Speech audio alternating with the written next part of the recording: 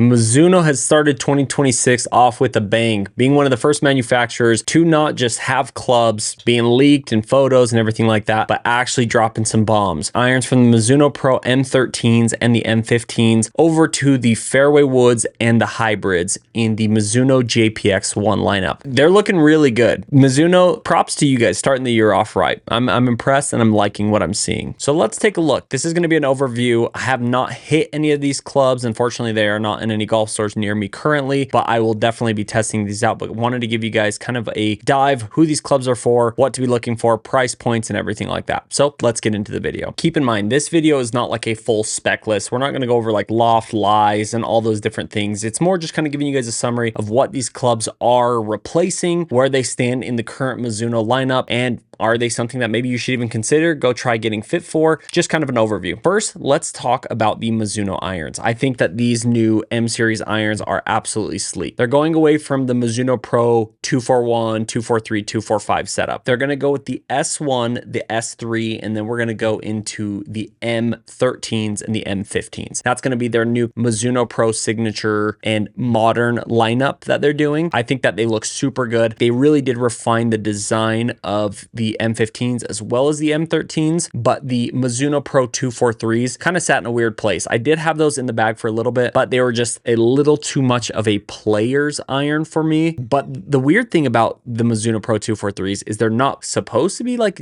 straight up player's irons. They were super hot. That was kind of like, it put it in a weird spot between like a player's distance and a player's iron, where this became a little bit more defined. Having the S1 and the S3, like you're going to have your true zero forgiveness, pure control S1 iron being your pure blade. Then you have a little bit of forgiveness in the S3, and then M13. Now we're jumping over to more of like a cavity back. Obviously here you're seeing the cavity back kind of being covered up here with the badging, but that's what it is. Very thin top line. It is a player's club. So, you know, your low single digits to mid single digit handicaps should be the ones looking at the M13s. I'm so tempted and I want to play those, but I know I got to stay away from them. My game is too like up and down and I don't play consistently enough to be playing an M13. So that takes us to the M15, which this is going to be your hollow body construction, but this isn't just like any hollow body. It's not super chunky. The top line is respectable. It looks good. The offset is there, but it's nothing crazy. And especially if you choose, because they are hotter in the modern lineup between the M13 and the M15, if you loft them up a little bit or weaken them, you're going to get less offset and it's going to look a little bit better as well. So M15, they look really good. I like the refinements that they've made, and I'm going to grab mine really quick just so you can see the difference. So here we got my 245 Mizuno Pro.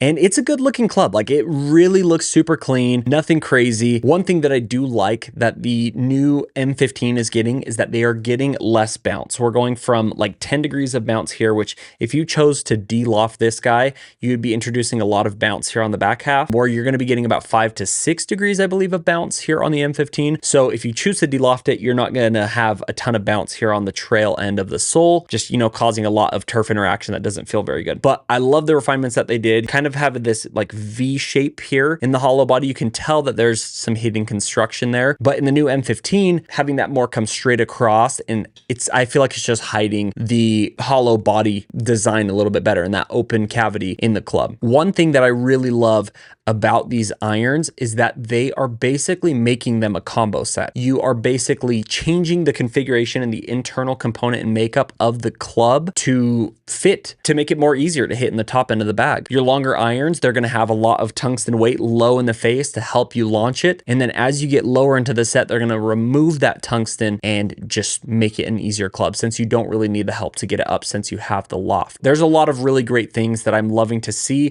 So this isn't necessarily a set where you need a combo set automatically an M13 and an M15, because Mizuno is doing a lot of that for us, which I really like to see. Now let's chat a little bit about the JPX One fairway woods and hybrids. Very interesting to see Mizuno not dropping the driver at the same time as the fairway woods and the hybrids. I'm guessing it's coming in the next few days. Maybe they just want like a whole different marketing campaign and wave for just that specifically, since they are doing like some new face technology and things like that. That's very exciting, but kind of weird. I expect expected them to come together. Who knows? We'll see if there's as much success. JPX One, they look super good. You can see here, they are solid looking clubs. I think this is a refinement from the kind of busier aesthetic of the previous models. Just a lot going on here, and I think that they're a lot cleaner. The aesthetic, I almost say like this club is very similar, or like a mix between like the Titleist with that line kind of running up the sole, as well as a tailor-made like driver or mini driver with that speed slot, that little cavity behind the face there. Some good things. I really like what they're doing here. Couple tweaks, things I would have changed. I don't love the face and how it kind of goes up into the crown. I think they could have refined that and cleaned that up a bit, as well as having the JPX on the crown as your ball alignment. I would have much rather seen maybe like a Mizuno logo or a dot, something a little bit more minimal. I think if they also like just murdered it out and had a black top or this navy blue, like dark blue top, I think that that would have been a lot cleaner than having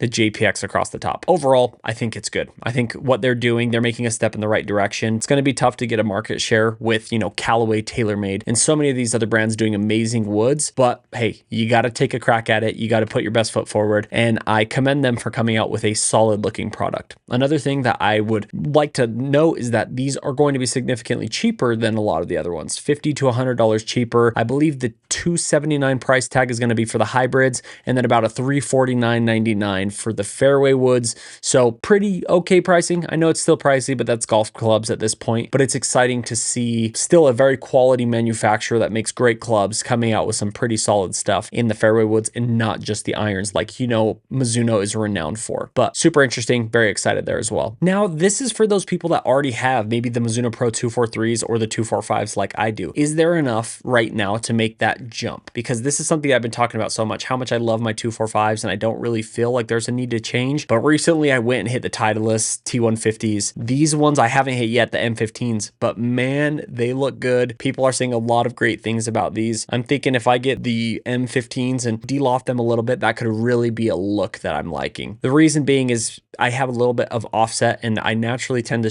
send the ball a little bit left or start the ball left. And I think a little less offset would be something more confidence inspiring and maybe would help me get the ball started more straight or right. So we'll see. There really is no need to change. There's nothing that I'm seeing in my Mizuno Pro 245s where I'm like, this has got to go. You know, we'll see. Maybe give it some time. Price points come down a little bit. It's going to take a while for that to happen, but we'll see in the near future what we end up doing. Definitely want to give them a test. I've heard a lot of great things. Been watching a lot of videos of people hitting the 13s and the M15s. They have a lot of great things to say about them. With this topic of refinement, right? This is the big brother of the 243, 245s. There is a little bit of gain as far as yardages, but when it comes to my irons and things, I don't want like drastic changes in my yardages, because then that messes up the rest of the bag and I have to maybe loft or change some wedges and how it fits into the fairway wood. So I do not want to see a bunch of change in distance, but what we do see about 2 to 3 yards difference and tighter dispersions. That is always great. You always want to see tighter dispersions. That means hitting closer to pins, being on more greens. So that is a good thing, which from all these tests that I've been watching, people are seeing that. Whether they're hitting with robots or humans,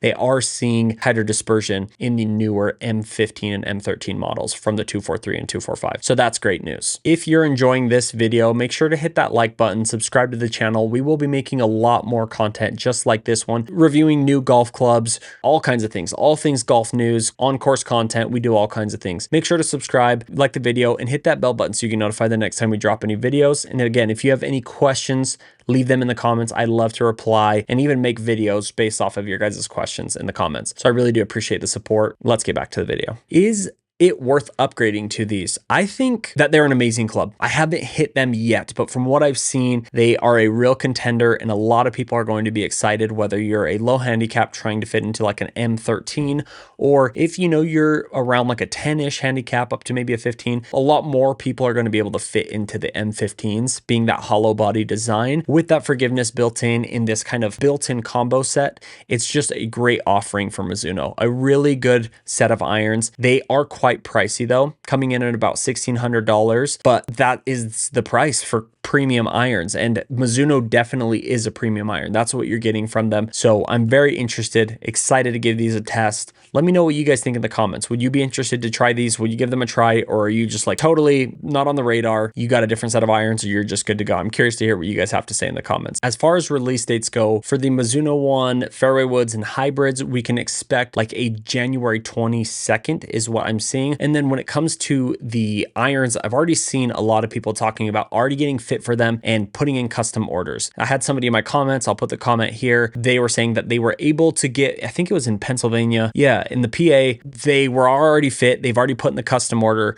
January 26th is the current like release date for the clubs, but they're saying they might even be built and get out to them a week prior. So kind of a loose timeline, but expect mid to end of January where you can get your hands on these if you are serious about getting a set of these Mizuno clubs or one of the hybrids or woods. I'm guessing it's going to be a similar thing for the driver as well. That is my overview of Mizuno. I love seeing what they're doing. I play their irons and I've played them for 3 models now, and I've been a huge fan. I think that they're great. If you have never tried Mizuno's, definitely go try and hit them at a golf store, try a fitting, and at least give them a crack. They are really solid irons. They'll compete with the Callaways, the TaylorMades. They are super solid. So I appreciate it, guys. Thank you so much. Again, if you like this video, smash the like button, hit that bell button so you can notify the next time we drop a video, subscribe to the channel, and we will see you in the next one. Peace.